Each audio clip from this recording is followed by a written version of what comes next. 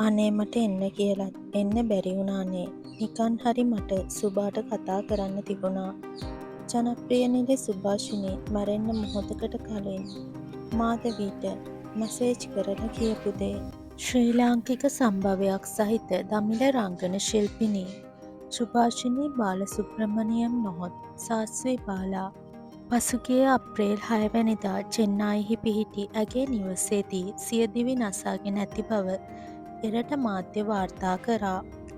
මිය යන විට 36 වැනි වියේ පසු වූ සුභාෂිනී සැමියා සමග වූ පවුල් ආරවුලක් හේතුවෙන් මෙසේ සියදිවි හානි කරගෙන තිබෙනවා. ජනප්‍රිය කායල් ටෙලිනාට්‍ය මාලාවේ ප්‍රධාන චරිතය නිසා ජනප්‍රියත්වයට පත් වූ සුභාෂිනීගේ මරණය දැඩි කම්පනයක් ඇති කර තිබෙනවා. ඇය මෙරට කලා ක්ෂේත්‍රයේ සිටි අවදියේ හිතවත් රංගන ශිල්පීන් ඉතා වේදනාවට පත්ව සිටිනවා.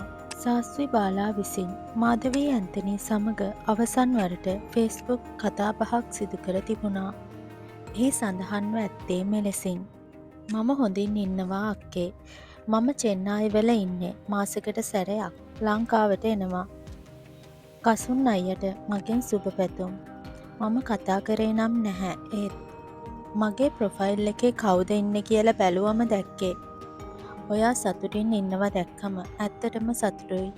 ඔයා ඒකට සුදුසුයි. ජීවිතේ සතුටින් ගත කරන්න. ඒක තමයි වැදගත්ම දේ. ඔයා ගොඩක් දක්ෂයි ඒකට.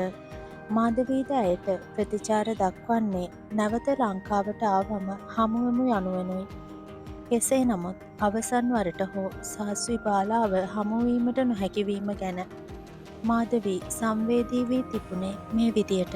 අද උදේම දැකපු මූසල පුවතින් ජීවිතයේ අස්තිර බව ගැන සිහි වුණා. අනේ මට නිකන් හරි සුභාට කතා කරන්න තිබුණා හිතුණා.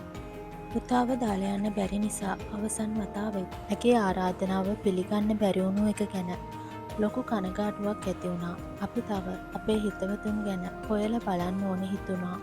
සුබ ගමන් මගේ යාළුවා සාස්වි බාලා. ඔබට ඔබේ ආත්මය සොයා ගැනීමට හැකි වේවා සුදු කෙල්ල. ඔයා ශක්තිමත් වුණා නම් ඇතුළත හඬත් එක්ක සුදු කෙල්ල ඔයා ශක්තිමත් වුණා නම් ඇතුළත හඬත් එක්ක සටන් කරන්න තිබුණා. අහිංසක සංවේදී කෙනෙක් ඔයා. යනුවෙන් සාස්වි බාලාගේ හදිසි වියෝව ගැන මාධවී සංවේදී වී තිබුණා.